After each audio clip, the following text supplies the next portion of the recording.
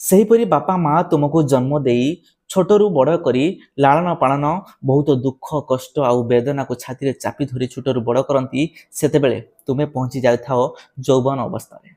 ଆଉ ସେମାନଙ୍କ ପାଖରେ ସେତେବେଳେ ନା ତୁମକୁ ଆକଟ କରିବା ପାଇଁ ଶକ୍ତି ଥାଏ ନା ଥାଏ ସେମାନଙ୍କର ସାମର୍ଥ୍ୟ, କାରଣ ତୁମେ ପହଞ୍ଚି ଯାଇଥାଅ ଯୌବନ ଅବସ୍ଥାରେ। ଆଉ ତୁମମାନଙ୍କର ଗୋଟିଏ ଛୋଟ ଭୁଲ ପାଇଁ ସେମାନଙ୍କ ଓଠରେ ହସ ବଦଳରେ ଆଖିରେ ଭରି ଦେଇଥାଅ ଅନେକ ଲୁହ। ଆଉ ସବୁଦିନ ପରି ସେଇ ବିଜୁ ଘଡ଼ଘଡ଼ି ମାରିଥିବା ଗଛର କାହାଣୀ ଭଳି ତମେ ମଧ୍ୟ ବାପା ମାଙ୍କୁ ଛାଡ଼ି ଚାଲି ଯାଇଥାଅ ବହୁତ ଦୂରକୁ। ନମସ୍କାର ଦର୍ଶକ ବନ୍ଧୁ, ମୁଁ ତପନ।